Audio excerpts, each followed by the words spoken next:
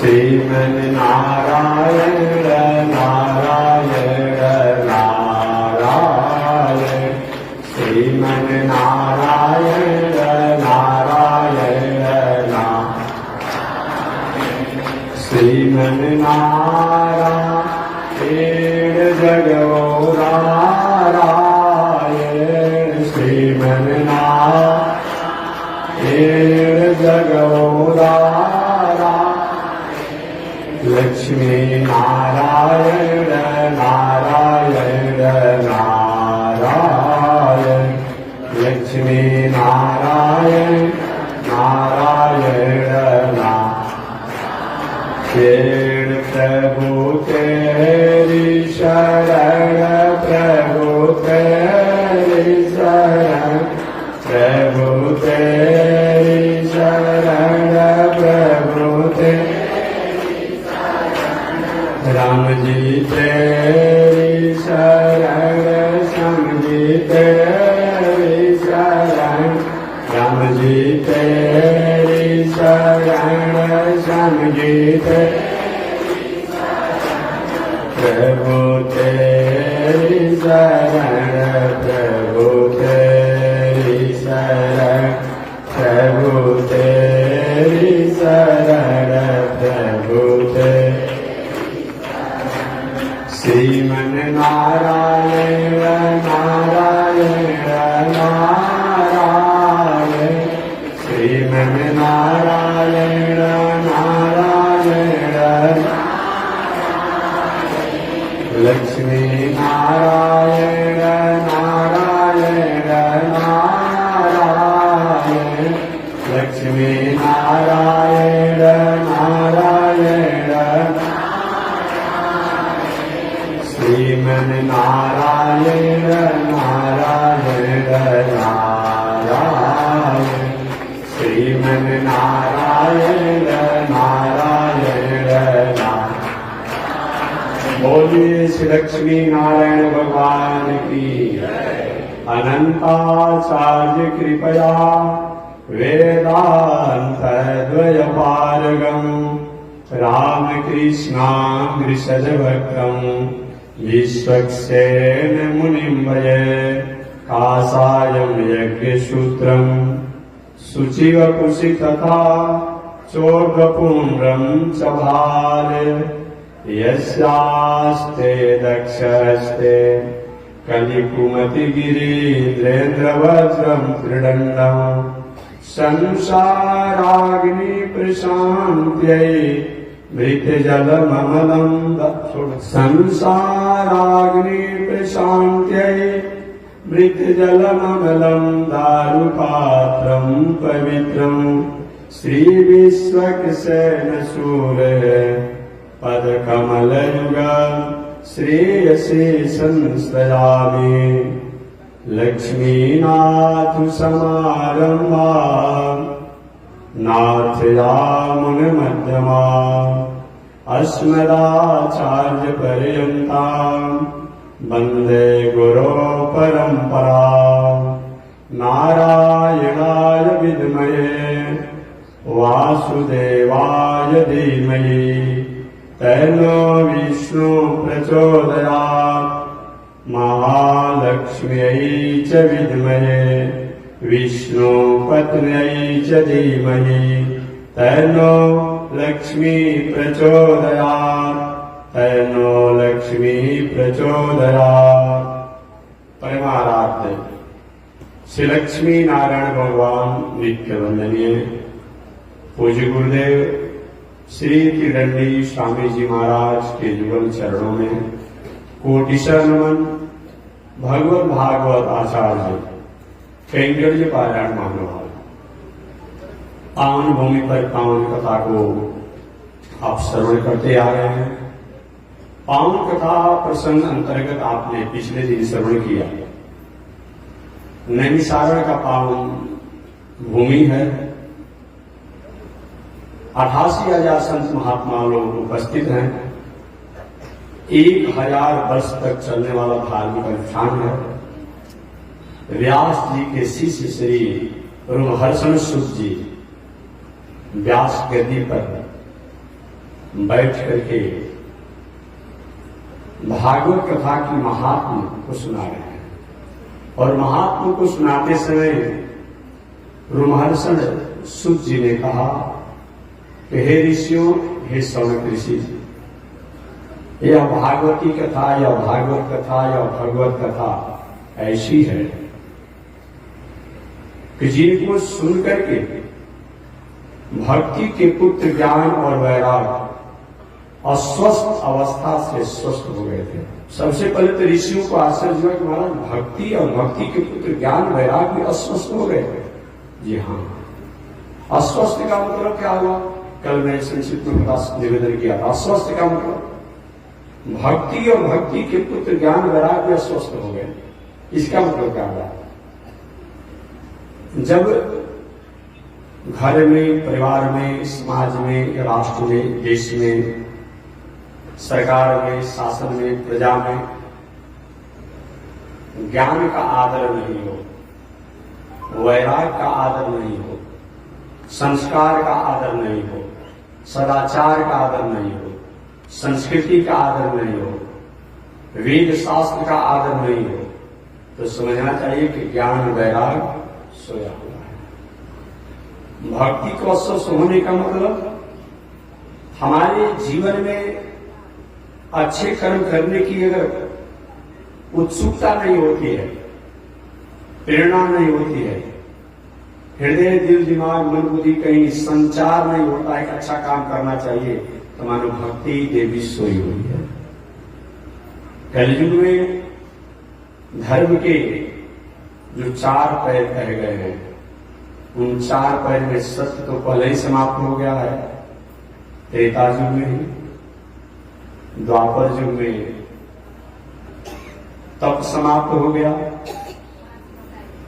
कलयुग में दया समाप्त हो गई। आज हर चौराहे पर गुजर खाना बन गया है, कहां दया रह गया है? दया की तो बात नहीं। कभी मैं निवेदन किया था कि कोई काल होगा, कोई समय होगा कि यदि कोई गांव में मांस खाने वाला, मछली खाने वाला ऐसा कोई होता तो छुप करके कहीं कि कोई जाने हो, कहीं अगर खा भी लिया तो घर में प्रवेश नहीं करता। आप तो घर घर का वो एक दिनचर्या बन गया है, कुछ घर नहीं भी होगा, ऐसी बात नहीं कि अब सब खाता ही है। हर घर जो है आज जलाल का घर बनने जा रहा है, हर घर जो है आज चीख का घर बनने जा रहा है, हर घर जो है आज शिकारी का घर बनने जा रहा है। कहां जा रहा है? कहीं छोटा सा चौराहा हो, छोटा सा चक्की हो, छोटा सा बाजार हो, अगर 2 सब्जी का दुकान है, 1 फल का दुकान है, तो एक दो जो मुर्गा का, अंडा का, मांस का दुकान पे लग ही जा रहा है। कहां जा रहा गया? कैसा बदल गया संसार, कैसा बदल गया संसार। धर्म भी होगा, कर्म भी होगा, लेकिन कलयुग में शर्म नहीं रहेगा। कैसा बदल गया संसार। सावन का महीना आता है, हम लोग फास्ट हो जाते हैं 1 महीना। छठ का अवसर आता है, फास्ट हो जाते हैं। नवरात्र का समय आता है, फास्ट हो जाते हैं। और कोई पर्व महोत्सव आए, हम लोग फास्ट हो जाते हैं। फास्ट हम समझते हैं सात्विक भोजन, सात्विक आहार विहार हो जाता है। आज ये भी व्रत महोत्सव दिखता है, हमारी दिनचर्या बिगड़ने लगे। कलयुग में दया का अभाव हो गया। सत्य तो द्वापर त्रेता युग में ही कमजोर हो गया था। अगर सत्य कमजोर नहीं हुआ होता तो राम जी के वनवास के अवसर पर जिस मंथरा ने कैकेयी को जैसा भड़काया, ऐसा बात नहीं हो सकता था। मंथरा ने क्या भड़काया? कैकेयी, आपको पता है राम जी अगले दिन अयोध्या के राजा बनेंगे। यह समाचार को सुन करके कैकेयी ने अपने गले में पहना हुआ नौलखा हार मंथरा के गले में लगा दिया। मंथरा सारी, मैं चाहती हूं कैकेयी को राज से, दशरथ से, राम की माता से विरोधाभास, ऐसी इतनी भावना है राम के प्रति कि मैं यह समाचार सुनाया रिएक्शन में आया प्रेम में परिणित कर दिया। मंथरा ने अपने नौलखे हार जो कैकेयी द्वारा मिला उसको फेंक दिया और कहा, अरे मंदभागिनी कैकेयी, मुझे तुम नौलखा हार दिखा रही हो, मुझे नौलखा हार कर सकता नहीं। मैं तो तुम्हारे मंगल और शुभ के लिए इस समाचार सुनाया कि राम जी कल राजा बनेंगे। ठीक है, राम जी राजा बन जाते हैं, हमको कोई आपत्ति नहीं, तुम्हारी भी इच्छा है। लेकिन मैंने सुना, यही पर जो है सत्य का आधार हो गया, मैंने सुना है कि राम जी के राजा बनने के बाद भरत जी को या तो मरवा दिया जाएगा या तो राज से निष्कासित करके दासी पुत्र बना दिया जाएगा। तुमको या तो मरवा दिया जाएगा या तो दासी माता के नाम से जानी जाओगी और राजमहल में रहने का अधिकार नहीं होगा। यह बात जब कैकेयी ने सुना तो इसकी स्थिति वही हो गई जैसे विषैला कोई सर्प हो और किसी ने हल्का उस पर डंडा मार दिया हो, वो फुफकारने लगता है। कैकेयी ने कहा, नहीं नहीं, राम राजा बने ये मुझे मंजूर है। राम की माता कौशल्या राज रानी हो, राजा की माता हो, ये हमें मंजूर है। सीता भी राजपत्नी बने ये भी हमें मंजूर है। लेकिन मेरे पुत्र भरत को या तो निष्कासित कर दिया जाएगा या मरवा दिया जाएगा, ये कभी मैं मंजूर नहीं और मैं राम को राजा नहीं हूं। वही सच था। त्रेता युग में सत्य कमजोर हो गया, द्वापर युग में तप कमजोर हो गया। तप का उद्देश्य क्या हुआ? दूसरे को परेशान करना। तप के द्वारा अगर दूसरे को हम परेशान करते हैं वो तप का कोई मतलब नहीं है। आपने सुना होगा, चाहे कंस को वरदान मिला हो, चाहे दुर्योधन को वरदान मिला हो, चाहे शिशुपाल को वरदान मिला हो, चाहे भीष्माचार्य को वरदान मिला हो, चाहे द्रोणाचार्य को वरदान मिला हो, चाहे अश्वत्थामा ने भी जो कुछ प्राप्त किया हो, ऐसे बहुत से लोग थे। सब लोगों ने क्या किया? अपने बल को, अपने पद को मिसयूज किया, दुरुपयोग किया। उसके द्वारा भीष्माचार्य को इच्छा मृत्यु मिला था तो उनको अपनी साधना, योग और तपस्या द्वारा भगवान के चिंतन द्वारा जीवन जीना चाहिए। द्रोणाचार्य को इच्छा मृत्यु मिला था तो उस जीवन को, उस काल को, उस समय, उस वरदान को अपने कर्म में लगाना चाहिए। अश्वत्थामा द्रोणाचार्य का पुत्र है, मणि प्राप्त किया था, ज्ञान प्राप्त किया था, उसको भी सद्विचार में अपना जीवन होना चाहिए। लेकिन वह हत्यारे की जैसा कर्म कर रहा है। तो द्वापर युग में तप का भावना नहीं रहा, तप किया गया। तप करने के उद्देश्य को पूरा नहीं किया गया, तप किया गया। जहां तक बात आई कलयुग में, तो कलयुग में सत्य भी कमजोर हो जाता है, तप भी कमजोर हो जाता है और दया नाम की तो कोई चीज ही नहीं है। भाई भाई को रोज आप पत्र पत्रिकाओं में, अखबार में, टेलीविजन में, मोबाइल में रोज सुन रहे हैं, माता जो है बेटा की हत्या कर दिया, बेटा जो है माता की हत्या कर दिया, पति जो है पत्नी की हत्या कर दिया, पत्नी जो है पति की हत्या कर दिया, भाई जो है भाई की हत्या कर दिया, मालिक जो है अपने मुंशी, मैनेजर और कर्मचारी की हत्या करा दिया, तो मुंशी, मैनेजर, कर्मचारी जो है मालिक की हत्या कर दिया। ये रोज सुनते हैं, दया रह नहीं गई है। एकमात्र कलयुग में दान पर ही ये कलयुग टिका हुआ है और बाकी हमारे पास नहीं है। किसी प्रकार से हम कहीं कुछ दान भी कर देते हैं, इसी से हमारा मंगल हो रहा है।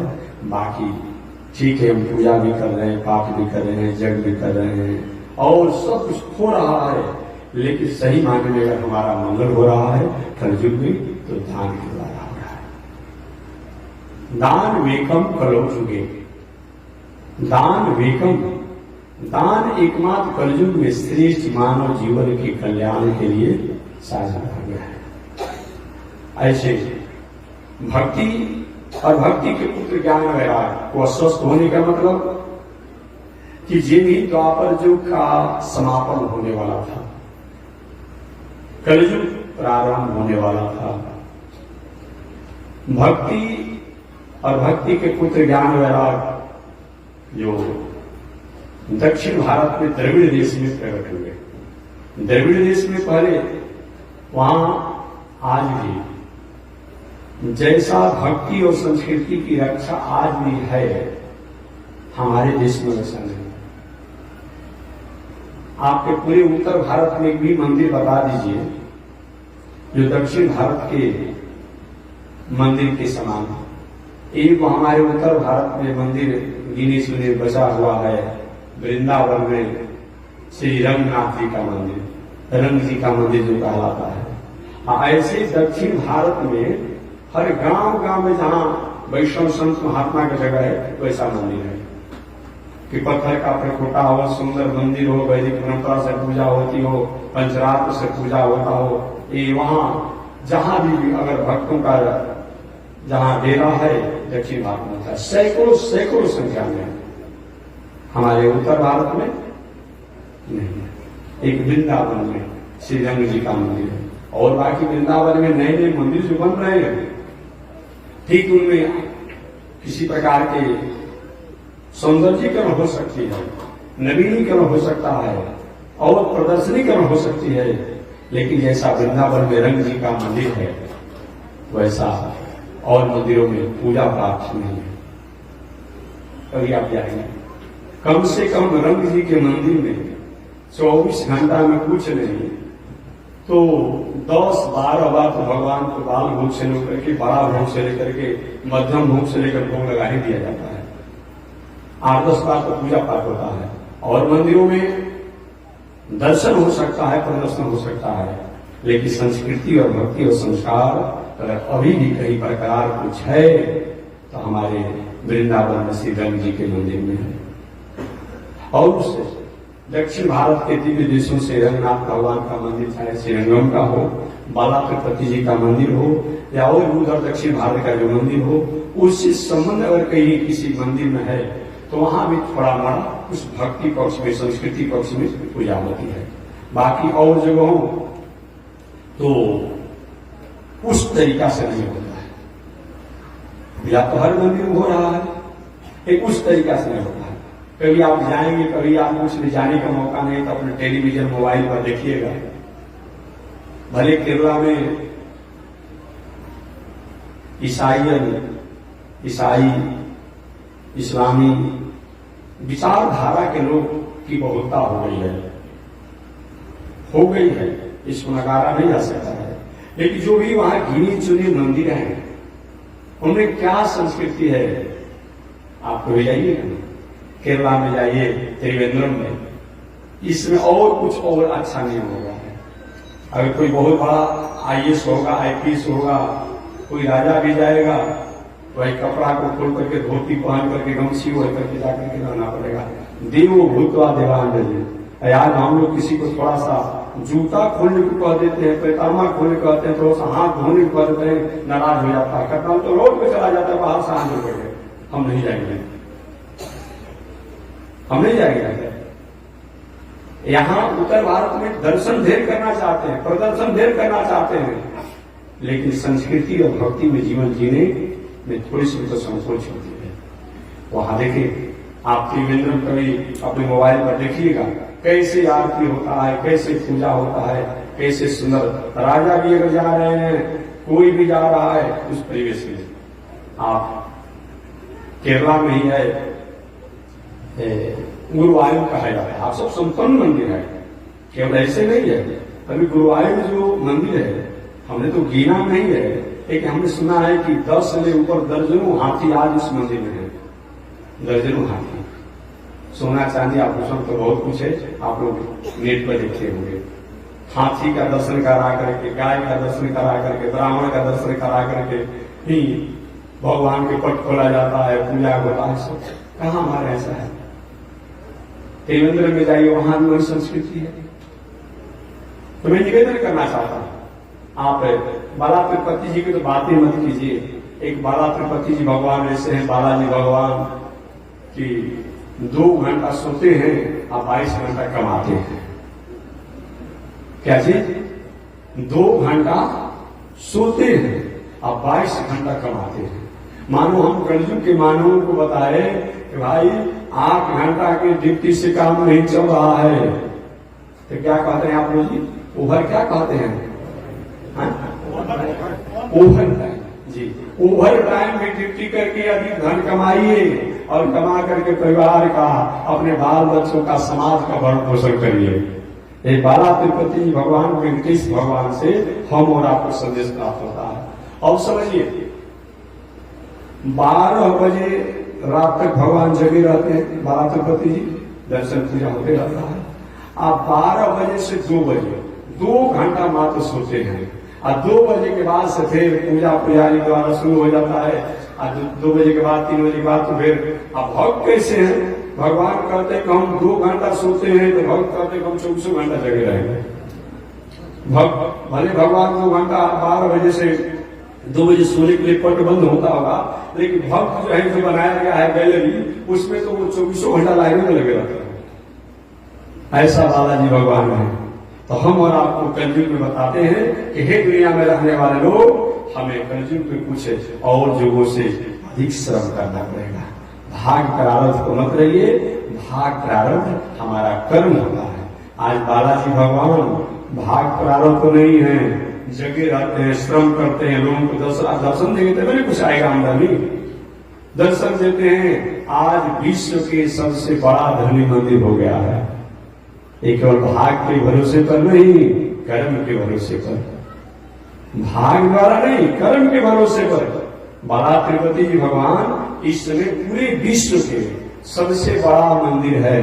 वहां 50,000 से 75,000 कर्मचारी काम करते हैं मंदिर में, मंदिर की व्यवस्था में। और समझिए, जितना 50,000 से 75,000 तनख्वाह पर कर्मचारी काम करते हैं, और निःशुल्क सेवा करने वाले लोग तो अलग हैं, उनका सब कुछ अपना है। ऐसे कुछ नहीं तो लाख आदमी को रोज तो भोजन दिया जाता है, लाखों आदमी को। कम भीड़ रहता है तो 5 लाख 10 लाख आदमी का रोज भीड़ रहता है दर्शन करने वाले के लिए।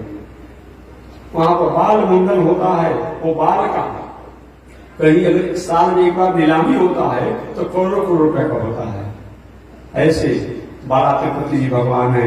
हम और आपको बताते हैं कि मानव जीवन को कर्म और कलयुग में कर्म तो अधिक करना है। तो दक्षिण भारत में भक्ति आज भी जैसी है, हमारे यहाँ वैसी नहीं है। भक्ति माता ने कहा, नारद जी जब पूछे थे, देवी जी तुम्हारी स्थिति कैसे हो गई? अरे जो तुम्हारे कारण प्रहलाद जी जैसे, ध्रुव जी जैसे लोग उन भगवान को प्राप्त किए, पर आज तुम अस्वस्थ हो गई हो, ये ऐसे कैसे स्थिति हुआ? भक्ति माता ने सारी अपनी स्थिति बता दिया। तो मैं द्रविड़ देश में, दक्षिण भारत में मेरा जन्म हुआ, मैं और मेरे पुत्र वहां हिष्ट पुष्ट हुए, मेरा मान हुआ, सम्मान हुआ, आदर हुआ। दक्षिण भारत में वेद का भी आदर है, स्मृति का आदर है, पुराण का आदर है, शास्त्र का आदर है, धर्म का आदर है, संस्कृति का आदर है। यही तो भक्ति का आदर है, यही तो सुपुत्रों का ज्ञान वैराग का आदर है। जहाँ वेद का आदर है वहाँ ज्ञान वैराग का आदर है। जहाँ सात्विक दृष्टि से पूजा पाठ होता वहाँ भक्ति का आदर है। भक्ति माता ने कहा कि दक्षिण भारत में मैं प्रकट हुई, मेरे पुत्र भी वहां पर जन्म लिए और ये शुरू। भक्ति माता के पति का क्या नाम है? भगवान श्रीमन नारायण। भगवान श्रीमन नारायण है। भक्ति माता जो है ना, लक्ष्मी जी भी भक्ति माता की सेवा को देकर के, भावना को देकर कभी कभी आनंदित हो जाती है। क्या सौभाग्य प्राप्त है भक्ति देवी को। जहां भक्ति देवी रहती है वहां भगवान को, चाहे वो सतना कसाई का ही घर क्यों न हो, वहां भगवान को पहुंचना पड़ता है। और जहां भक्ति देवी होती है, जहां भगवान होते हैं, वहां भक्ति के पुत्र ज्ञान वैराग को भी वहां पहुंचना पड़ता है। सदना कसाई का घर ही क्यों न हो, वहां भी भक्ति के कारण भगवान को पहुंचना पड़ता है। ज्ञानियों के यहाँ पहुंचना पड़ता है। चाहे रहीम जी हो, चाहे रसखान जी हो, रहीम हो, रसखान हो, कबीर हो, सूरदास हो, तुलसीदास हो, कोई भी हो, जहां भक्ति देवी होती है वहां भगवान को पहुंचना ही पड़ता है। इसी लक्ष्मी माता हमेशा धन्यवाद देते हैं भक्ति देवी को। भक्ति माता ने नारद से कहा कि बाबा, मैं दक्षिण भारत में प्रकट हुई, मेरे पुत्र भी दक्षिण भारत में प्रकट हुए और उनका आदर सम्मान हुआ। कर्नाटक प्रदेश में मैं वृद्धि को प्राप्त की, युवती हुई, मेरा बहुत बड़ा सम्मान रहा कर्नाटक में। और आते आते जो ही मैं गुर्जर प्रदेश में आई, हालांकि गुर्जर प्रदेश के टीकाकारों ने गुजरात अर्थ किया है। गुर्जर प्रदेश का अर्थ टीकाकारों ने, जो टीकाकार होते हैं ना, जो टीकाकारों ने अर्थ गुजरात किया है। गुजरात में आने के बाद मैं भक्ति देवी और मेरे पुत्र ज्ञान वैराग दोनों स्वस्थ हो गए। क्यों ऐसा हुआ? क्यों ऐसा हुआ? उधर का जो भी सीमावर्ती क्षेत्र है, बहुत कुछ मैं नहीं कहूंगा। महाराज जी अगर कहीं 10 भर का सोना का सिकरी पहने हैं, 5 भर का हाथ में क्या पहना जाता है ना, दूसरे किसी नाम कहा जाता है, हाथ में जो पहना जाता है वो जो कहा जाता हो, बासमत तो आप लोग की भाषा है। ऐसे जो पहनते कान में कुंडल, बहुत बड़ा बात है, बहुत बड़ा महात्मा है। गुजरात में भक्ति तो है, लेकिन भक्ति का व्यवसायीकरण हमने कर दिया है, व्यापारीकरण कर दिया।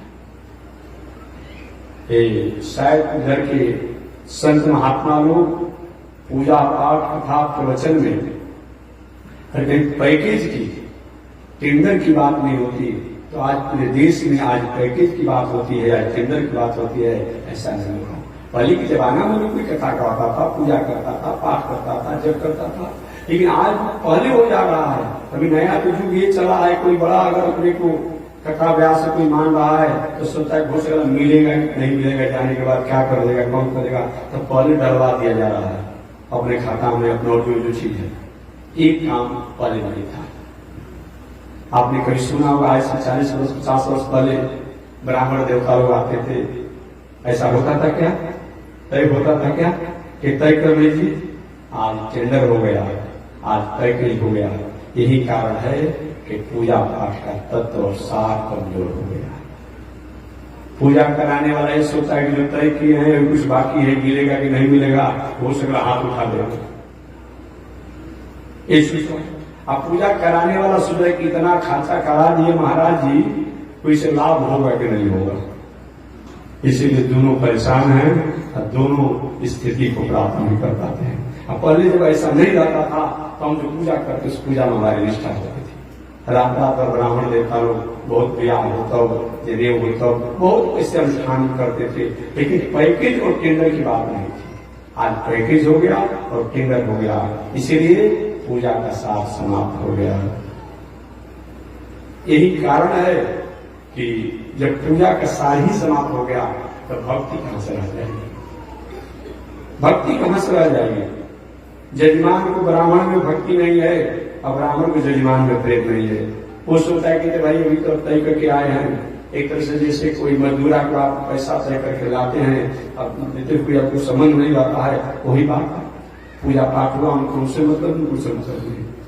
लेकिन भक्ति में क्या होता है? किसी भक्ति में अगर कहीं मांगने की या लेने की, लाभ और लोभ की अगर भावना हो जाती है तो भक्ति अस्वस्थ हो जाती है, रुग्णावस्था हो जाती है। अब भक्ति जब अस्वस्थ हो जाएगी तो अपने माता को अस्वस्थ देख के उनके पुत्र ज्ञान और वैराग्य के विग्राहक नहीं रह जाते हैं। न ज्ञान की मर्यादा रह पाती है, न वैराग्य की मर्यादा रह पाती है। इसीलिए भक्ति और भक्ति के पुत्र ज्ञान वैराग्य अस्वस्थ हो जाते हैं। भक्ति माता ने कहा देवर्षि नारद जी में दक्षिण भारत में प्रकट हुई, कर्नाटक में मेरा आदर सम्मान हुआ और गुर्जर प्रदेश में आकर के वहां के लोगों के व्यवसायीकरण धर्म के साथ, कथा के साथ, संस्कृति के साथ, पूजा पाठ के साथ जो हो गया, इससे मैं अस्वस्थ हो गया, रुग्णावस्था में हो गई। मैं किसी तरह से घूमते घूमते भगवान की नगरी वृंदावन में आई, तो वृंदावन में तो मैं स्वस्थ हो गई, लेकिन मेरे पुत्र ज्ञान वैराग को वृंदावन में कोई कंज्यूमर नहीं है। वृंदावन में भक्ति तो है, घर घर तुलसी, सुने हैं ना, घर घर तुलसी ठाकुर सेवा, ये वृंदावन में है। घर घर तुलसी ठाकुर सेवा, घर घर में तुलसी और ठाकुर की सेवा। लड्डू गोपाल, वेणु गोपाल, भगवान छोटे जो गोपाल हैं, उनकी घर घर बोले राधे राधे कृष्ण कृष्ण है। ये तो पूरे वृंदावन ब्रज में आनंद है।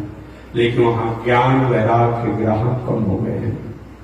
भक्ति तो है लेकिन ज्ञान वैराग्य, जिस ज्ञान के द्वारा मैं कौन हूं, मैं कहां से आया हूं, हमें क्या करना चाहिए, और वैराग और त्याग की भावना। वृंदावन में भी आज एक होड़ बचा हुआ है।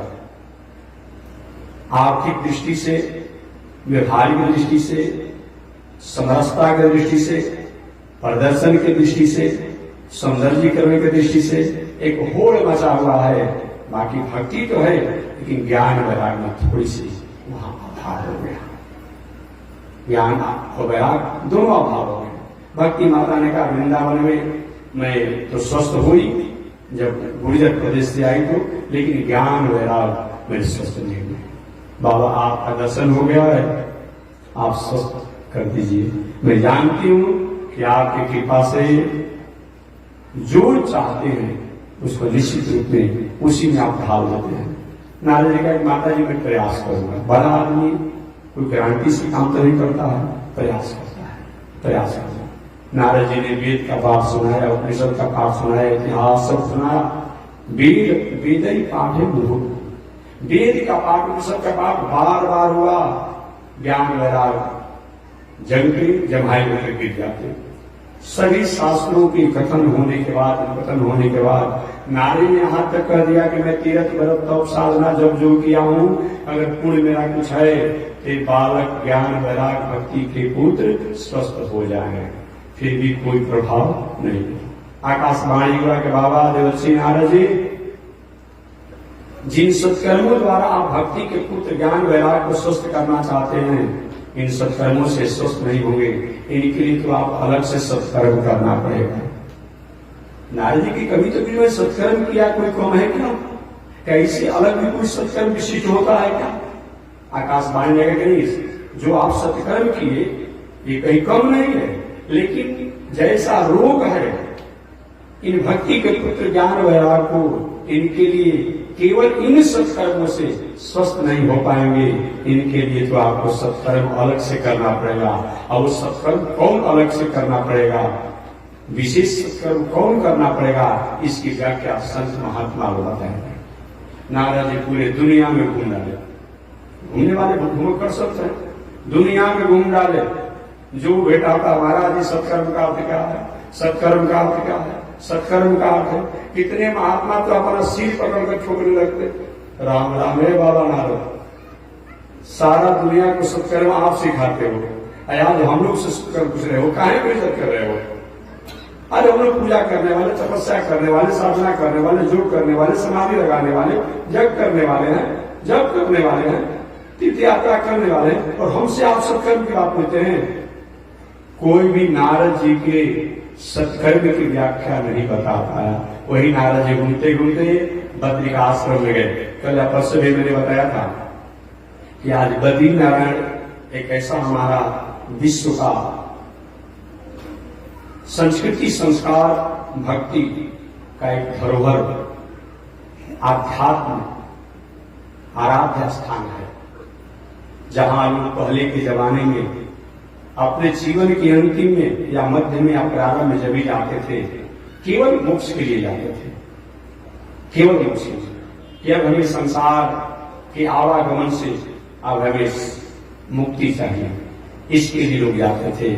जो जाए बदरी वो न आवे उदरी, और आवे तो न आवे तरी। एक तो जो बद्रीनाथ जाता है, जाते थे जाता है, कोई संसार में आवागमन में नहीं आता जन्म में। अगर आ भी जाता है तो इस संसार में एक दरिद्र बने, ये धन का केवल दरिद्र नहीं, इस संसार में रहते भी संसार में वह भक्ति ज्ञान वैराग साधना आराधना का धनी होता है, और संसार में जो लाभ लोग इससे आदेश है इसका वो दरिद्र होता है। ऐसे लेकिन आज उसको भी लोगों ने इंजॉय बना लिया। आज लोग उस बद्रीनारायण क्षेत्र को, केदारनाथ को, गंगोत्री को, यमुनोत्री को ही एंजॉय बना लिया। गाड़ी में जो नहीं पीना चाहिए, जो नहीं खाना चाहिए, वो लेकर लोग जा रहा है, बैग में लेकर जा रहा है, वहां एंजॉय बना रहा है। एंजॉय मनाने का जगह नहीं है, एंजॉय मनाने का जगह नहीं है जो आप मना रहे हैं। ऐसा अगर होगा तो कहने की वहां के आध्यात्मिक आराध्य से आप छेड़छाड़ कर रहे हैं, और इसका परिणाम हमारे प्रकृति के लिए, हमारे राष्ट्र के लिए, हमारे लोगों के लिए अच्छा नहीं रहेगा। नारद जी बद्री आश्रम में गए। उनके बड़े भैया जो ब्रह्मा जी के जो सृष्टि में, ब्रह्मा जी की सृष्टि में, बात समझिए, ब्रह्मा जी की सृष्टि में सबसे बड़े हैं। वे मनुष्य भी हैं, वे ऋषि भी हैं, भगवान का अवतार भी हैं, वो देवता भी हैं, जो उनको कह लीजिए सब है। उनसे पहले ब्रह्मा जी की सृष्टि में कोई नहीं था। उनका नाम क्या है? सनक, सनंदन, सनातन, सनत कुमार। ये चारों भाई ऐसे उच्च कोटि के संत हैं कि पूर्वजों के पूर्वज हैं, दादाओं के दादा हैं, परदादा के परदादा हैं, लेकिन देखने में मात्र 6 से 8 वर्ष के लगते हैं। भले उम्र लंबा है, लेकिन देखने में 6 से 8 वर्ष के लगते हैं। नारद जी से उन सनक, सनंदन, सनातन, सनत कुमार में अपने बड़े भाइयों से उनका मुलाकात हुआ। चारों भाई नारद जी के मुखमंडल को उदास देखे, और उदास जब देखे नारद जी की दृष्टि उन पर पड़ी, उनकी दृष्टि उन पर पड़ी। अरे भैया प्रणाम प्रणाम। उन्होंने, अरे नारद, वैष्णव वैष्णव दृष्टवा प्रणवे दंडक घुमाओ। एक वैष्णव, एक भगवान का भक्त दूसरे भगवान के भक्त को देख करके वो हाथ जोड़ ही बैठा है। वो मानता है कि उनमें भगवान की सत्ता है, वो मानता है कि मैं पूजे। अरे नारद जी, ए भैया नारद, आज आप उदास हैं, ये कैसे? महाराज, आप वैसे उच्च कोटि के संत हैं जो आपको देखने से रोने वाला व्यक्ति हंसने लगता है, और आश्रम आप उदास हैं। नारद जी की यही कि मेरे साथ इसमें झंझट हो गया है, समस्याएं हो गई है कि मैं दुनिया को हंसाने का काम करता हूँ, रोने वाले को हंसाने का काम करता हूँ। आज मैं शौकीन हूँ, उदास हूँ। ऐसा क्यों? आपने सुना होगा व्यास जी समुद्री परिसर में थे कि जीवन जीने का क्या मतलब है। बुढ़ापा हो गया, अभी तक कोई बेटा हुआ नहीं, वेद शास्त्र, इतिहास, पुराण सब कुछ लिख दिए, कौन इसका बौद्धिक विरासत संभालेगा? नारद जी से मुलाकात हुआ, और नारद जी ने मात्र चतुश्लोकी भागवत का उपदेश दिया, और व्यास जी का खिलता समाप्त हो गया, उदासी समाप्त हो गई, दुख समाप्त हो गया। अया सुन नारद जी उदास है। शनकादियों ने कहा, आप उदास क्या कारण है? कि भैया इसका कारण यही है, मैं अपना कर्म भूमि समझ करके, जन्म भूमि समझ करके, अपना भाग भूमि समझ करके, अपना प्रारब्ध भूमि समझ करके मैं पृथ्वी पर घूम रहा था, पृथ्वी पर घूम रहा था। देखिए, एक बात और मैं करूंगा आपसे, व्यवहारिक बात करूंगा। आप देश रहिए, विदेश रहिए, प्रदेश रहिए, इस पर कोई आपत्ति नहीं। जैसी स्थितियां हो, देश रहे तब, विदेश रहे तब, प्रदेश रहे तब, आप भक्ति, संस्कृति, धर्म, संस्कार, सदाचार, इसका कभी त्याग न। इसीलिए हमारे भगवत पाद श्री रामानुजाचार्य स्वामी जी महाराज ने कहा कि हे दुनिया में रहने वालों, सर्वदेश दिशा काले सोव्याहत पराक्रमा रामानुजाज दिव्याज्ञा वर्धता अभिवर्धता। इसको कुछ महानुभाव कहते हैं सर्वदेश दशा काले। अगर सर्वदेश दशा भी कहेंगे तो कुछ में आपत्ति नहीं है। कोई सर्वदेश दिशा काले कहता है, और कोई सर्वदेश दशा काले कहता है। लेकिन सर्वदेश की बात आती है ना, सर्वदेश की बात आती है ना। ठीक है, दिशा आप नहीं मानते, दशा ही मान दिया आपने, मैंने हर दशा में, हर परिस्थिति में। तो सर्वदेश दिशा काले सुव्याहत पराक्रमा रामानुजाज दिव्याज्ञा वर्धता अभिवर्धता। रामानुजाचार्य जो शेष के अवतार हैं। आदौ जगदाधार तदन सुमित्रानंदन वेश तदुपरि धृतल विशेष तदनंतर भगवते उस भजयति राजम भजयति राजम भजयति राजम भौगी लोग। हे दुनिया में रहने वाले लोग, आदौ जगदाधार, जो सृष्टि के प्रारंभ में शेष नाग बन करके, शेष ही बन करके, शेष भगवान बन करके पूरी दुनिया को अपने मस्तक पर धारण करते हैं। आदौ जगदाधार तदनु सुमित्रानंदन वेश, वही शेष जी एक बार उन पर एक कलंक लग गया। उस कलंक को दूर करने के लिए सुमित्रानंदन बन गए। कौन सा कलंक लग गया? उन शेष जी पर, भगवान पर। एक बार कथा मैंने सुनाया था, पुनः हल्का इशारा मैं कर देता हूं क्योंकि हम पूरे प्रसंग पर चल रहे हैं, हल्का इशारा करेंगे। आदौ जगदाधार, जो पृथ्वी का सतयुग में आधार लेकर हमेशा चारों युग में आधार लेते हैं। सतयुग होता, त्रेता युग होता, द्वापर युग होता और कलयुग होता। हर युगों में जो पूरी दुनिया के पृथ्वी का आधार को धारण करते हैं, आज थोड़ा सा कहीं इधर सांस लेते हैं तो पृथ्वी डगमगाने लगती है, भूकंप से लेकर के और पृथ्वी डोलने लगती है। एक स्वरूप से वही जगदाधार भगवान शेष त्रेता युग में अपने कलंकों को दूर करने के लिए सुमित्रानंदन लक्ष्मण बनना पड़ा। कौन से कलंक को दूर करने के लिए भगवान शेषावतार को लक्ष्मण के रूप में होना पड़ा? तो पौराणिक कथाएं आती है कि भूत बामन शंकर जी एक बार सनक सनंदन सनातन सनत कुमार ऐसे उच्च कोटि के सैकड़ों सैकड़ों संतों के संरक्षण में और उनके बीच में बैठे थे।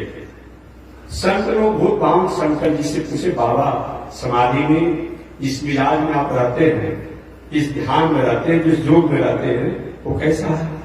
अरे बताइए, सुनाइए।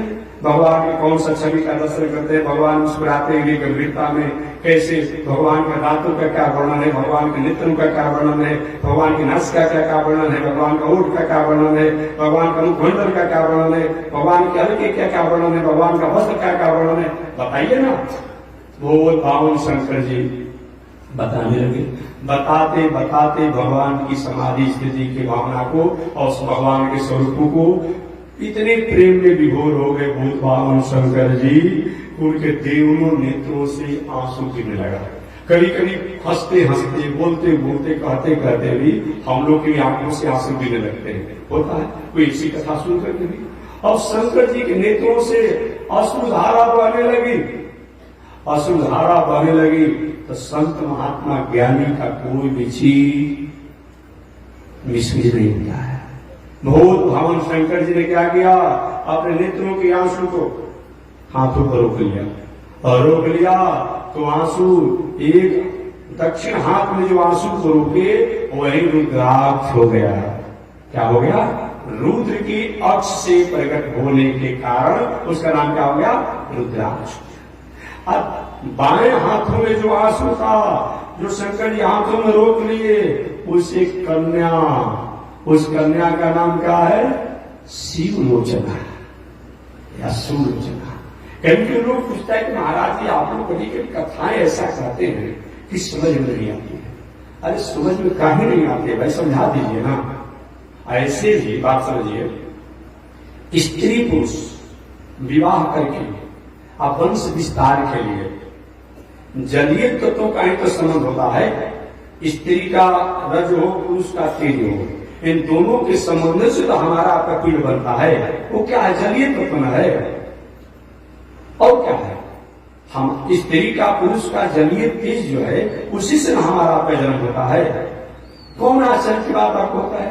अरे भाई, पसीना से जब पुरुष हो सकता है, गर्मी से जब खटमल हो सकता है, और भी गोबर इत्यादि जहां का जीव जंतु से, कहीं आकाश के प्रकृति के मंडलों से अनेक जीव जंतु हो सकते हैं। कौन बड़ी बात है?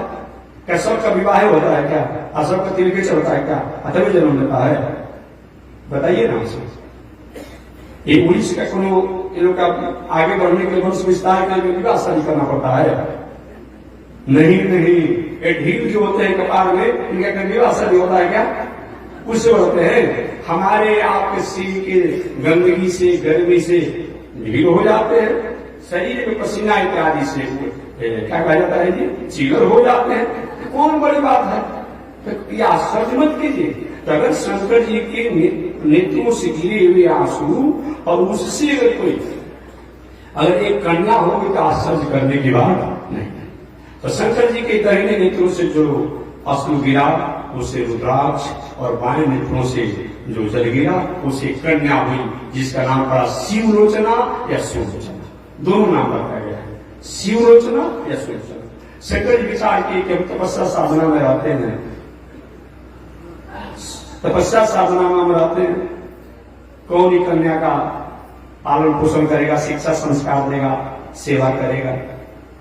क्यों ना इनको किसी को सुपुर्द कर दिया जाए, और जब कन्या हमारी विवाह जो हो जाएगी तो मैं अपनी बेटी का विवाह कर दूंगा।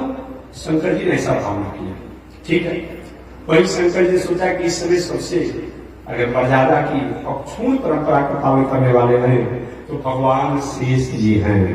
तो शेष जी से कहे कि आप मेरी बेटी का पालन पोषण करिए, और जब मेरी बेटी विवाह में जो हो जाएगी शिवलोचना या सुलोचना, तब मैं अपनी बेटी का विवाह उपयुक्त कर दूंगा जो बल से।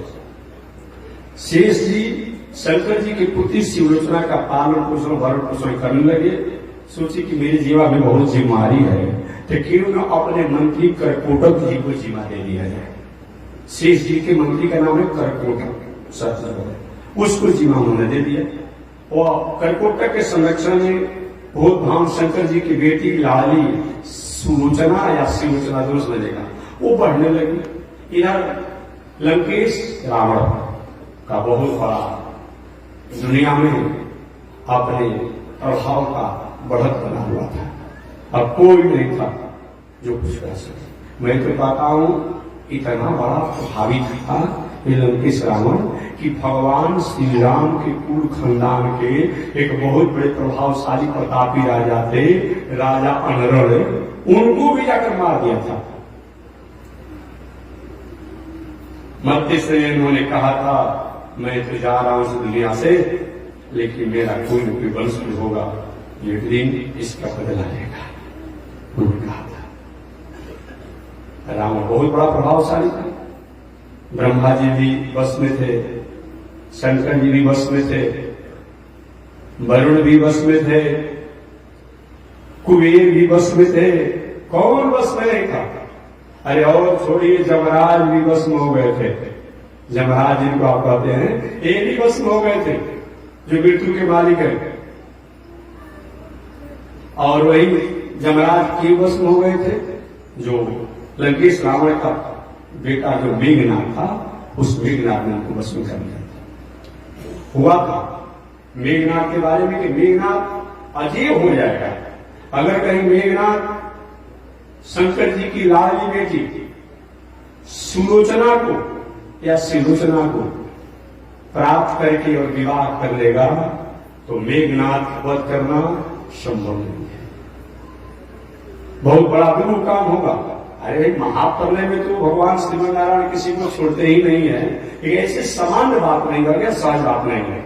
लव निवेश परिमाण युग वंश कोटि सदसंग अभंसी ने मन राम को काल जासी को दंड। महाप्रलय में तो एकमात्र भगवान ही रहते हैं। हमेशा मैं कहता हूं ओम दिव्यो देव एको नारायण न ब्रह्मा नेशाण आलोड्य सर्वशास्त्राणि विचार च पुनः पुनः इदमेकं सूत निष्पन्नम ध्येयो नारायण सदा गेयो नारायण सदा प्रियो नारायण सदा श्रेयो नारायण सदा। वही ऐसे उसकी वो मारना बहुत कठिन काम है। वही मेघनाथ सोचा कैसे शिवलोचना को प्राप्त किया जाए। अब पाताल लोक पर चढ़ाई कर दिया, शेष जी के लोक पर चढ़ाई कर दिया, और शेष जी के लोक पर जब मेघनाथ चढ़ाई किया तो कैकोटक सर्प को पलायन करके परास्त करके और उस शिवलोचना को प्राप्त कर लिया।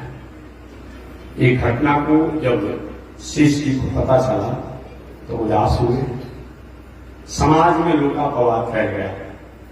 आप किए हैं कि नहीं कि इससे मतलब नहीं है, लेकिन समाज में लोकापवाद भी हो उसको भी समाधान करना चाहिए। यद्यपि सूदम लोक विरोधम नाचयताम नाचयता। आप कहीं शराब की दुकान पर बैठते हैं, शराब नहीं पीते हैं, और लोग में ऐसा प्रचलन हो गया कि नहीं अमुक व्यक्ति जब दुकान पर बैठते बिना पिए रहते होंगे। आप जुआरी से मैत्री किए हैं, जुआ जहां होता वहां बैठे बल नहीं खेलते हो, अगर कहीं भाई जरूर खेलते होंगे तो वहां से दूर हट जाइए, समाज को समझाइए। ऐसे भले आपको अवगुण न हो, लेकिन लोकापवाद भी जो समाज में है उसका कहीं न कहीं समाधान होना चाहिए। शेष जी अब चारों तरफ दुनिया में ही हो गया, कितना बड़ा बलिष्ठ है शेष जी। अब उनके रहते मेघनाथ शंकर जी के बेटी शिवचना को लेकर चला गया, ऐसा हो सकता है? नहीं नहीं, शेष जी की मिली भगत से ही मेघनाथ ने इस शिवचना को अपहरण किया है। यही दुनिया में लोकापवाद फैल गया। कैसे इसको समाधान किया जाए, कैसे समाधान किया जाए? समाधान नहीं हो रहा था। शेष विचार के कभी इस कलम को दूर करना है, वही शेष जी अगले जन्म में सुमित्रानंदन लक्ष्मण बन करके आए थे। सुमित्रानंदन लक्ष्मण बन करके आए थे। आदौ जगदाधार तदनु सुमित्रानंदन वेश। वही सुमित्रानंदन के रूप में वह शेष जी त्रेता युग में आए थे। इसलिए जिसमें लक्ष्मण जी भगवान श्री राम के साथ जंगल में जाने के लिए अपनी माता सुमित्रा से आज्ञा लेने गए थे कि मैं भैया राम की सेवा करने के लिए मैं जंगल में जाना चाहता हूं। सुमित्रा माता ने कहा लक्ष्मण क्या कहा तुमने? फिर से बोलो, क्या कहा? तुम राम की सेवा में जा रहे हो? नहीं नहीं बेटा, आज के बाद इस बात को बदल दो, इस शब्द को बदल दो, तुम्हारे हेतु राम बन जाए। तुम्हारे लिए राम वन में जा रहे हैं, तुम राम के लिए वन में नहीं जा रहे हो। लक्ष्मण जी ने सारी घटना सुमित्रा जी से जाना कि बेटा जब तुम शेषावतार में थे तो तुम्हारे को जो कलंक लगा था कि शंकर जी की बेटी सुलोचना को मेघनाथ ने शेष जी के मिली भगत से अपहरण किया है, ये कलंक तब दूर होगा जब तुम्हारे द्वारा मेघनाथ का वध होगा। इसलिए तुम राम जी के लिए नहीं जाते हो, लेकिन राम तुम्हारे कलंक को दूर करने के लिए जंगल में जा रहे हैं, हाथियों के साथ जा रहे हैं। आदौ जगदाधार शेष तदनु सुमित्रानंदन वेश तदुपरि धृतहल मुसल विशेष। और तीसरे द्वापर युग में वही शेष जी क्या बन गए? बलराम बन गए, बलराम के रूप में। कलौ रामानुजो मुनि, वही शेष भगवान कलयुग में रामानुजाचार्य स्वामी जी के रूप में हो गए। ऐसे रामानुजाचार्य स्वामी जी महाराज। तो मैं निवेदन करना चाह रहा था कि भक्ति ज्ञान वैराग्य ये तीनों की अगर कहीं हमारा संस्कार संस्कृति मर्यादा ठीक रहती है तो स्वस्थ रहते हैं, ये नहीं रहता है तो नहीं रहते हैं। सनक सनातन सनातन सनत कुमार ये चारों भाइयों ने कहा कि नारद जी आपने पूछा सत्यकर्म सूचको ज्ञान जगते होते हैं। सत्कर्म को ज्ञानी लोग, संत लोग, महात्मा लोग क्या कहते हैं? कथा को ही सत्कर्म कहा जाता है, कथा को सत्कर्म कहा जाता है। चाहे वो भागवती कथा हो, चाहे भागवत कथा हो, चाहे भगवत कथा हो, मैंने जिस कथा के माध्यम से भगवान और भगवान के चरित्रों का श्रवण होता हो, कहा जाता हो, सुना जाता हो, वह क्या है? सत्कर्म है, वह कथा है। तो वही जब तक ये नहीं हो पाएगा तब तक से कल्याण नहीं हो। महाराज अरे मैंने वेद का पाठ सुना दिया, उपनिषद का पाठ सुना दिया, इतिहास पुराण का पाठ सुना दिया, क्या ये कथा नहीं है? सरकारियों ने कहा है, लेकिन जिसको जैसी स्थिति हो, कोई किडनी का, लीवर का, हार्ट का रोगी आदमी हो, आप उसको कहीं मलपुआ खिया जाए तो खाएगा, और खाएगा तो स्वस्थ रहेगा। लीवर, किडनी, हार्ट की परेशानी बढ़ जाएगी। तो नारद जी वेद अच्छा है, उपनिषद अच्छा है, और भी इतिहास अच्छा है, और भी शास्त्र अच्छे हैं, लेकिन कलिकाल के मानवों के स्वस्थ के लिए जैसा यह भागवती कथा है ऐसा और कोई नहीं है। वेद में बहुत प्रकार के पाबंदियां हैं, रिस्ट्रिक्शन है, किसी प्रकार का पाबंदी है वेद में। जनेऊधारी पहनेंगे, त्रिकाल संध्या वाला करेंगे तो कौन पाठ करेगा, तो कौन पाठ करेगा, वही हाल और शास्त्रों में है, उपनिषद में है। अगर उस नियम का पालन कर भी देते हैं, वो पहुंचने को समझने की बात नहीं है, वेद के वाक्यों को समझना नहीं। लेकिन ये जो भागवती कथा है, अब यहाँ पर रिस्ट्रिक्शन को लेके ही है कि निर्मल मन सो मोहि भावा। निर्मल मन सो हो करके अगर कोई स्वीकार करता है तो निश्चित रूप में उसका उद्धार होता है, यही इसका है। बाकी ब्राह्मणों, क्षत्रियो, वैश्यो, शूद्रो वा कहा गया है, चाहे ब्राह्मण हो, क्षत्रिय हो, वैश्य हो, शूद्र हो। और शूद्र शब्द का आज मैं कुछ थोड़ा दूसरी तरीका से मानता नहीं भाई, मैं निवेदन करता हूं हमेशा कि जैसे आज हमारा राष्ट्र, आज हमारे देश के राष्ट्राध्यक्ष, आज हमारे देश के जो प्रदेश को चलाने वाले जो लोग हैं, जो समाज सेवी जिनको आप कहते हैं, उनके द्वारा आज समाज का कैसे विकास हो, उन समाज के विकासों पर, उस पहलू पर उस पहल करते हुए क्या कर रहे हैं, समाज को 10, 20, 25, 50 भागों में बांट दिए हैं। किसी को दलित कर दिया, किसी को महादलित कर दिया, किसी को पिछड़ी कर दिया, किसी को अति पिछड़ी कर दिया, किसी को महापिछड़ी कर दिया, और क्या क्या करेगा लोग, किसको और कर दिया, किसको और कर दिया, किसी को ओबीसी बना दिया। क्यों ऐसा हो है? ऐसा क्यों हुआ? इसीलिए इसके द्वारा उन्होंने अपने तरीका से तय किया है कि कौन व्यक्ति किस क्राइटेरिया में है, उसको और कैसे आगे बढ़ाया जाए। ठीक वही बात है, पहले भी जो व्यक्ति ये खान से, पान से, रहन से, उठन से, बैठन से, बोलचाल से, संस्कार से, संस्कृति से, समाज से कहीं कटे रहते थे किसी कारण से, हमको क्या मतलब है? हमको उनको पूजा सुन के, पाठ सुन के, जग सुन के, तपस्या से, उनकी साधना सुन के, आराधना सुन को क्या मतलब है? ऐसे लोगों को हमारे ऋषियों ने शुद्ध शब्द का किया, शुद्ध किया, चाहे वो किसी जात का हो। आप समझिएगा क्या चीज? जैसे आज किसी जात का व्यक्ति हो, उसको हम लोग कहते हैं भाई इनको सुविधा मिलना चाहिए, तो चाहे उसमें तो थोड़ा अपने एक तरफ सरकार कहती है कि जात पात को समाप्त करो, और दूसरी तरफ जात पात में इतनी बंधी हुई है यहाँ की सरकार। हमारा अलग विषय में कुछ बोलता नहीं, मैं किसी पर, कोई सरकार पर, किसी पर नाम लेकर कभी कभी बोला ही नहीं हूँ। हमारे यहाँ कोई संत महात्मा आ जाए, कोई सभा विलन भी आ जाते हैं, भले किसी को मैं संबोधन में कुछ बोलता हूँ, बाकी मैं नाम ही नहीं लेता हूँ। एक मैं कहना चाहता हूँ, एक तरफ आप कहते हैं कि जात पात का नफरत ये जब तक जाएगा नहीं तब तक समाज का विकास नहीं होगा, तो आप भी तो जात का नफरत कर रहे हैं। आप जितना जात का नफरत कर रहे दुनिया में कौन कर रहा है?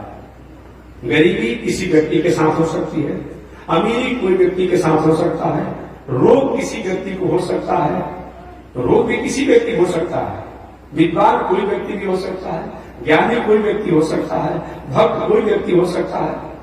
तो एक जो मैं निवेदन करना चाहता हूं कि उस जमाने में जो लोग, चाहे वो ब्राह्मण ही हो, क्यों न हो, क्षत्रिय क्यों न हो, वैश्य क्यों न हो, और कोई क्यों न हो, लेकिन जो धर्म से, कर्म से, पूजा से, पाठ से, जग से, दान से थोड़ा सा कतराते थे, अलग रहना चाहते थे, उनको एक लोगों ने उस समय के अनुसार एक शुद्ध शब्द कह दिया। बाकी किसी जात से मतलब नहीं, जो उसका करीब हो। जैसे चोर किसी जात का हो सकता है, अपराधी किसी जात का हो सकता है, आतंकवादी किसी जात का हो सकता है, डॉक्टर किसी जात का हो सकता है, ज्ञानी किसी जात का हो सकता है, न्यायाधीश किसी जात का हो सकता है। ठीक उसी प्रकार से ये किसी जात से मतलब नहीं, ये मतलब उसकी अपने क्राइटेरिया के अनुसार, उसके अपने स्टेटस के अनुसार, अपने रहन सहन के अनुसार, अपने बोलन चालन के अनुसार, उठन बैठन के अनुसार व्यवस्था उस समय थी। तो इस प्रकार हमारे सनक सनंदन सनातन सुनत कुमार कहते हैं भैया नारद, चाहे वो ब्राह्मण हो, क्षत्रिय हो, वैश्य हो, शूद्र हो, पंचम वर्ण हो। पंचम वर्ण माने कहीं हेरा फेरी द्वारा, फूल भटकाव द्वारा माता पिता के कहीं चंचलता में किसी का जन्म हो गया हो, वो पंचम वर्ण है। देशी हो, विदेशी हो, परदेशी हो, या पशु हो, पंछी हो, भूत हो, प्रेत हो, किसी के निमित्त अगर ये भागवती कथा को कहा या सुनाया जाए तो उसका उद्धार होता है। और ये तो भक्ति के पुत्र ज्ञान वैराग है, इनके निमित्त अगर भागवती कथा होगा तो निश्चित लोगों का उद्धार होगा। नारे का भैया तो सबसे अच्छा मौका मिला है, ऐसा सुनहरा अवसर नहीं मिलेगा। सत्यकर्म का और भागवती कथा होता है, भागवत कथा होता है। तो आपसे बड़ा ज्ञानी कौन हो सकता है? आप बचपन से बाल ब्रह्मचारी आप लोग हैं, तो आप ही कथा सुना दीजिए ना। पहले तो सरकारी का देखो नारद हम अपने साधना आराधना करते हैं और किसी को ढूंढ लो, हमने उपाय बता दिया। अरे बहुत ऐसे भी डॉक्टर होते हैं जांच दूसरी जगह कराते हैं और जांच का निर्णय अपने से करते हैं। कुछ आज तो ऐसे भी डॉक्टर है कि जांच भी अपने ही हो रहा है, दवा भी अपने ही हो रहा है और सब सपने हो रहा है। क्योंकि मैंने उपाय बता दिया नारद, तुम किसी संत महात्मा का ढूंढ करके और सत्कर्म का व्याख्या जो सत्संग कहा उस भक्ति के पुत्र ज्ञान वैराग्य में तुम कथा सुना। लेकिन नहीं भैया, हमारे दिल जन में तो आप ही बैठ पा रहे हैं, आप ही कर देते तो अच्छा था। क्योंकि देखिए मैं नीचे नहीं जाऊंगा।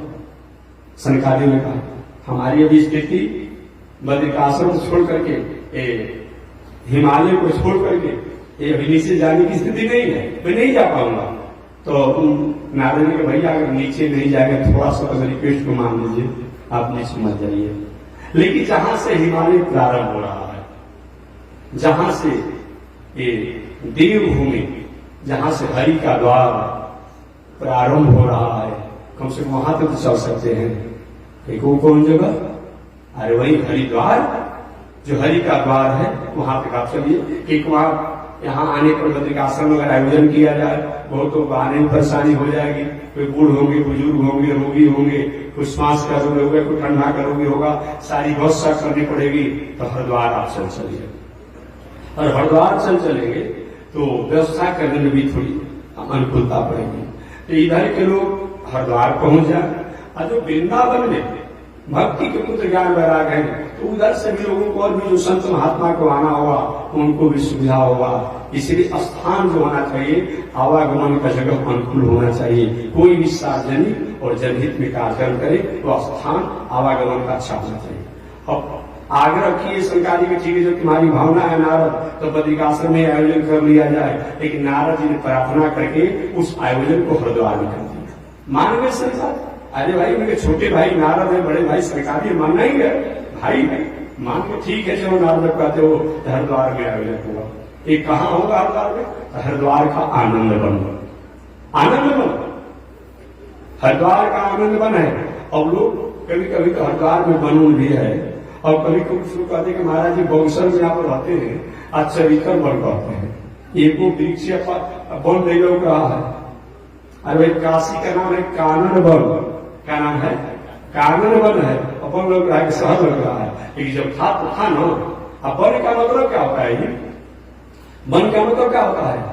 भक्ति का वन, ज्ञान का वन, वैराग का वन, तपस्या का वन, साधना का वन, जग का वन, वन योग का वन, साधना का वन, पूजा का वन, ये वन जहाँ पर ये ही जो है इसी में लोग रमे रहते हों, इसी साधना में, आराधना में, जग में, पूजा में, पाठ में रहते हों, चाहे बिल्डिंग कितना भी बन गया हो, वही तो वन है, वही वन है। हरिद्वार का आनंद वन को चुना गया। गंगा का तट, वट वृक्ष की छाया और बालू का रेत। अब भाई संत महात्मा फकड़ की व्यवस्था फकड़ जैसी होती है। अब कहाँ चलना माने जाए, कहाँ शिक्षक आने जाएंगे, तो क्या किए नारद जी? एक भैया हरिद्वार का आनंद बन जाए, उसमें जो वट का वृक्ष है वही समयाना का काम करेगा, और उसकी चबूतरा जो है वही व्यास पीठ का मंच का काम करेगा, और नीचे जो बालू का जो रमण रहती है वही जो है बिछौना का काम करेगा, क्योंकि बालू में बैठने में आनंद आता है। इस तरह से फकड़ की व्यवस्था फकड़ जैसी हो गई।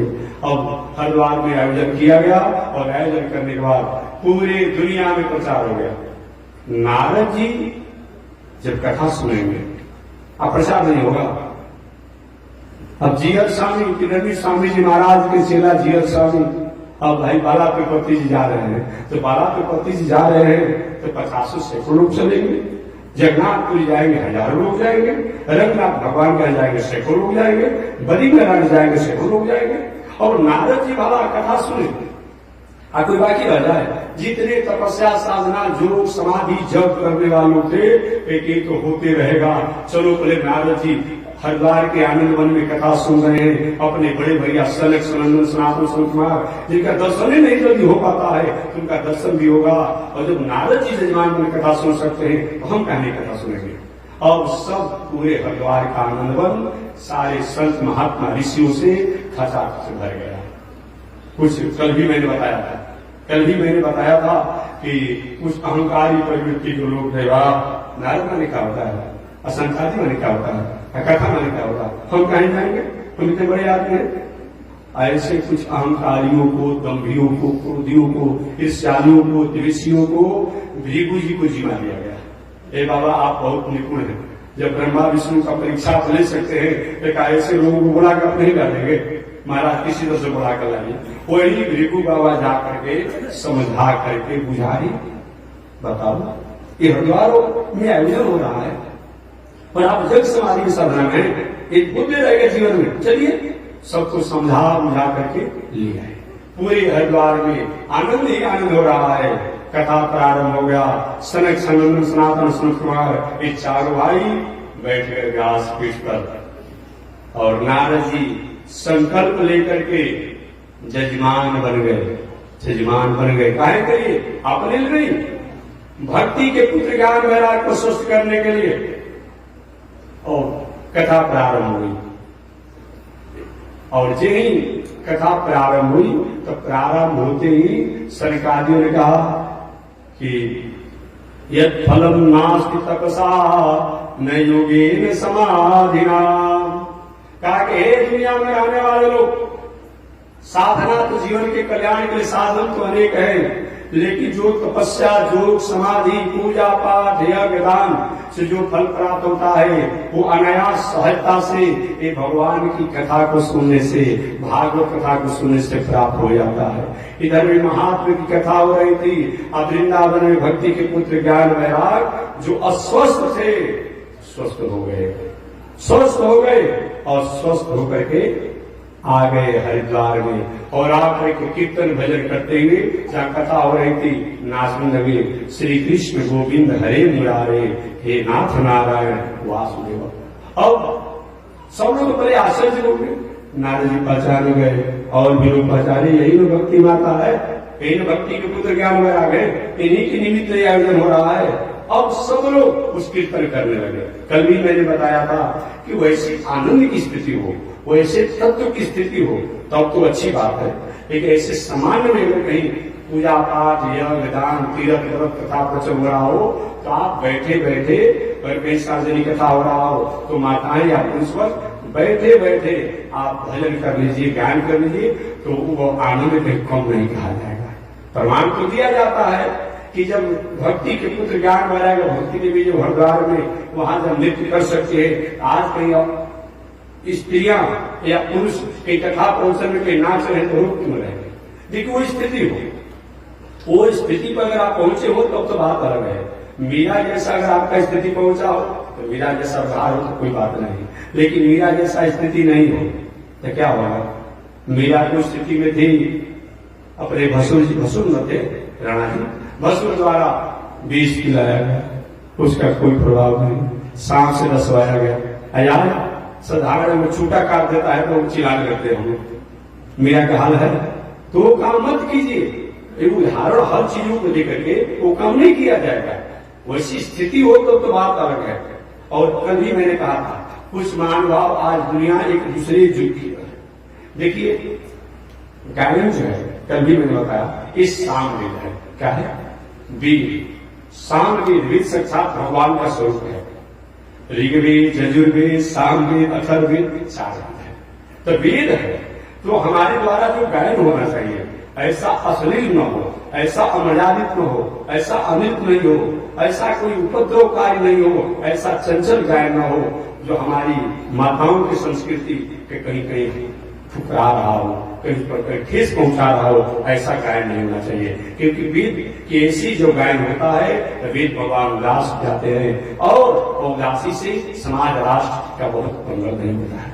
चाहे पुरुष हो तो, चाहे स्त्री हो तो ठीक है, पूजा हो पाठ हो कथा हो, प्रवचन हो, सब में गायन का महत्व है, नृत्य का भी महत्व है। ऐसी बात नहीं मैं कह सकता हूँ कि शास्त्र को मैं ठुकरा नहीं सकता हूँ। रोज हम श्लोक बोलते हैं, नृत्यवाद्यादि गीतादि पुराण पठनादि भी राजोपचार सकले संतुष्टो भव राघव, संतुष्टो भव राघव, संतुष्टो भव राघव। नृत्यवाद्यादि अगर थोड़ा सा आनंद हो तो अपने में, लेकिन समाज को प्रदर्शन करने के नहीं करना है। अरे नहीं कि बस अस्त व्यस्त हो गया, बाल अस्त व्यस्त हो गया। आज जितने अवार्डा जो है वो आपके स्वरूप को देख करके और चंचलता में हो रहे हैं। ये गायन नहीं होना चाहिए, ये नृत्य नहीं होना चाहिए, ये अच्छी बात नहीं है, ये भी ध्यान देना चाहिए। यही हो रहा, एक मिनट में भावना में हो गया और दूसरे मिनट में ये नहीं होगा। मीरा जब भक्ति में आ गई तो क्या चंचलता में गई? नहीं नहीं नहीं। इसीलिए उदाहरण तब देंगे तो उसके अनुसार जीवन भर जीना पड़ेगा।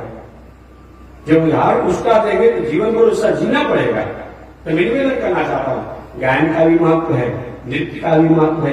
ताली बजा लीजिए, सिर झुका लीजिए, सब कर लीजिए। एक ऐसा नृत्य न हो पूजा में, पाप में, यज्ञ में, दान में, तीर्थ में, व्रत में, कथा में, प्रचन में, जो कि हमारी संस्कृति के और स्थिर हो जाए। ये मत वस्त्र हमारा अस्त व्यस्त हो जाए, बाले हमारा बिखर जाए, और भी हमारे स्वरूप का जो एक मर्यादा है वहां कहीं चंचल हो जाए। ऐसे गायन का, ऐसे नृत्य का बहुत बड़ा महत्व नहीं है। बाकी करने वाला हमारे कॉलेज पर रुकेगा नहीं, लेकिन ये बात अच्छी नहीं है, सीधी सी बात। बाकी विरोध नहीं है, गायन भी होना चाहिए। मैंने बताया कल कि कथा प्रवचन में प्रारंभ में भगवान की आरती कर लीजिए, बीच बीच में कहीं जयंती हो, कहीं विवाह हो, उसमें भी थोड़ा सा भजन भाव हो जाए, अंत में आरती हो जाए। लेकिन ऐसा नहीं कि कथा गौड़ हो जाए और गायने प्रधान हो जाए। हर 5 मिनट पर एगो फिल्मी दुनिया के गान गाएंगे, ये बातचीत है। अनेक हमारे बिंदु जी का बहुत पुराना भी जो शाम विधि जब है, तो आप ऐसे गायन करें सांस्कृतिक आध्यात्मिक, जो कि कहीं हमें हृदय में स्पर्श करे। उस हर गायन जो है हमें प्रेरणा प्राप्त करे, हमें वैराग प्राप्त करावे, हम भक्ति प्राप्त करावे, हमें सतपथ पर चलने की संदेश प्राप्त कराए। ऐसा हमें गायन करके अगर कथा में भी हो रहा है, प्रवचन में भी हो रहा है, तो उस पर कोई आपत्ति नहीं। एक बात नहीं कि मैं गायन नहीं कर रहा था तो मैं इसका विरोध करूंगा, नहीं, मैं विरोध नहीं करूंगा। लेकिन एक उसकी जो गरिमा, एक मर्यादा हो, उसमें होना चाहिए। समय समय से शुरू में, अंत में, मध्य में एक दुआ करके बाकी कथा को प्रधान रूप में होना चाहिए।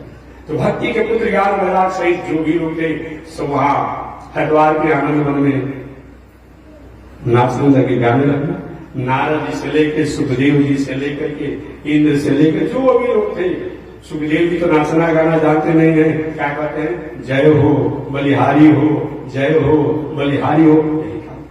पूरा हरिद्वार का आनंद आनंदित हो गया। अंत में भक्ति माता ने कहा, बाबा नारद जी बहुत आपने कृपा किया, मेरे पुत्र को आपने स्वस्थ कर दिया, ज्ञान वैराग को, मेरे में भी भक्ति का संसार आपने बढ़ा दिया, एनर्जी दे दिया। अभी बताइए मैं कहाँ बैठा? ये आयोजन जो हो रहा है, कथा हो रहा है, इसमें कहाँ मैं बैठे बता दिए। क्योंकि सबका अलग अलग जगह बनाया गया था, स्त्रियों के, पुरुषों के, बालक के, सन्यासी के, ब्रह्मचारी के, गृहस्थ के, वानप्रस्थी के, सबका अलग अलग बनाया गया था। मैं कहाँ बैठूं? ये नारद जी को बात ही समझ में नहीं आई थी कि संकल्प लेकर जिन भक्ति के पुत्र ज्ञान वैराग के लिए मैं कथा सुन रहा हूं, वो स्वस्थ होकर के आ भी जाएगा, ऐसा विश्वास नहीं था। क्या करें? सरकारी की तरफ देखे भैया, क्या करें? व्यवस्था तो किए नहीं तो बैठने के लिए। अचानक उसी समय नारद जी द्वारा आया और सरकारियों द्वारा गया, उसी बातों पर अनुमोदन कर दिया गया। हे भक्ति माता, हे ज्ञान वैराग, आप अपनी माता भक्ति के साथ रहोगे।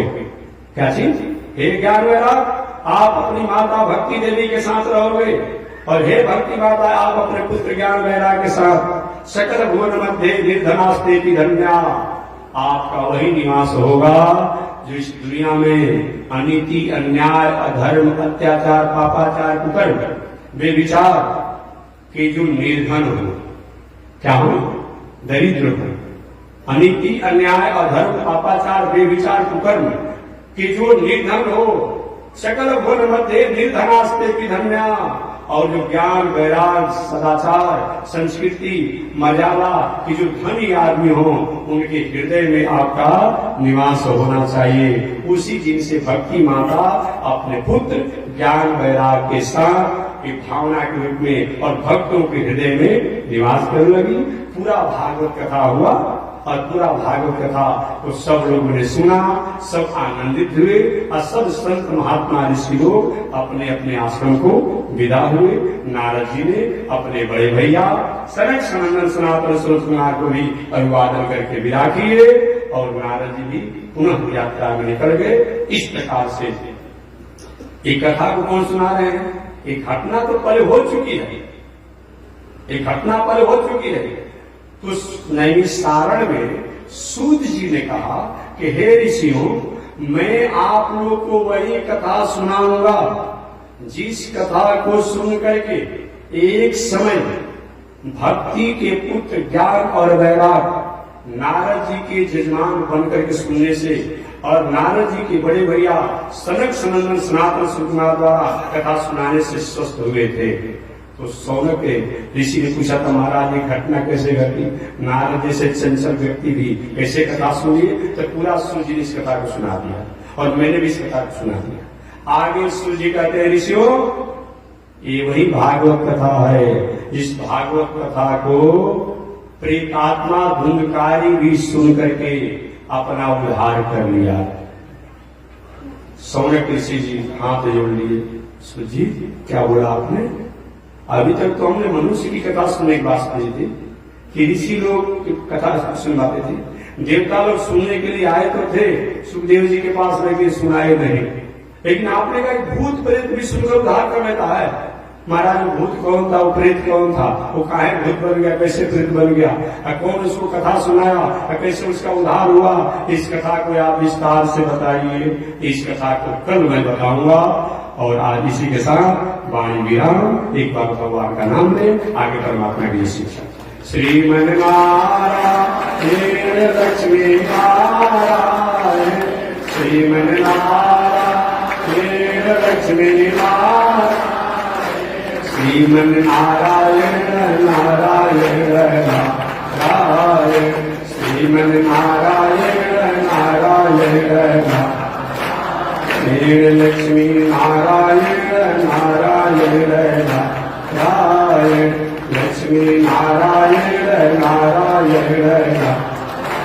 बोलिए श्री लक्ष्मी नारायण भगवान की, भास्कर भगवान रामानंदाचार्य स्वामी जी महाराज की, विश्व जगदाचार्य श्री तिरंगी स्वामी जी महाराज की। ओम शांति शांति शांति।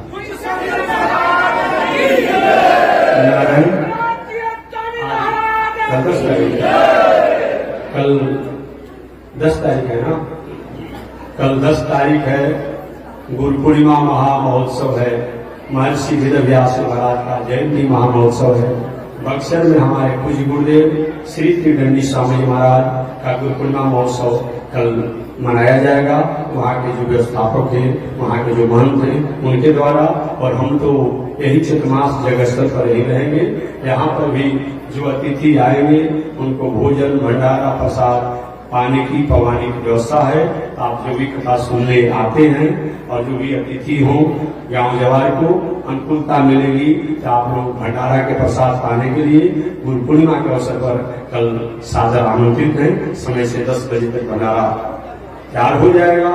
तो 10 बजे से लेकर के 6 बजे सायंकाल तक आप भंडारा के प्रसाद पाने के लिए सादर आमंत्रित हैं। और बाकी कथा प्रवचन तो हमारी कल भी होगी और जब तक परमात्मा चाहेंगे कथा होती रहेगी।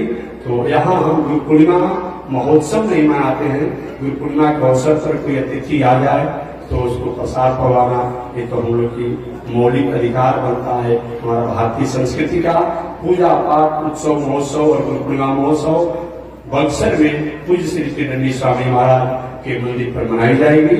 हम यही चतुर्मास व्रत पर रहेंगे। वहाँ हमारे व्यवस्था करने वाले आयोजक लोग वहाँ मनाएंगे। यह बात को आप जानेंगे। और भंडारा में आप सबों का सादर आमंत्रण है। जय श्री भंडारा।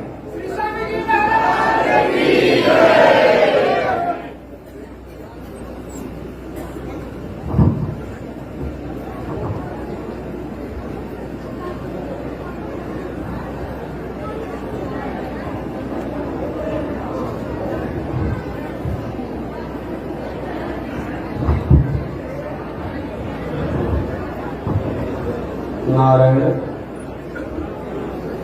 ॐ चंद्रमा मनसो जात चक्षुः सूर्यो जायत श्रोत्राद्वायुष प्राणसमुखादग्निरजायत श्रीसुते लक्ष्मी शवतन्या बहुरात्रे आश्रय नक्षत्राणि रूपमस्मिनौ यातं ईश्वरनिखाणा मयि खाण सर्वलोकं मयि खाण कासायमि यज्ञसूत्रं शुचिवकुशितथा चोर्ध्वपुण्ड्रं सवारे यस्यास्ते दक्षस्ते कलिकुमतिगिरीन्द्रेन्द्रवज्रं त्रिदण्डं संसाराग्नि प्रशान्त्यै वृतजलममलं दारुपात्रं पवित्रं श्रीविश्वक्सेन सूरे पदकमलयुगं श्रेयसे संश्रयामि अमर्यादसूत्रः चलमतिरसोया प्रसवो हितगिनो दूरवाणी स्मर परवसो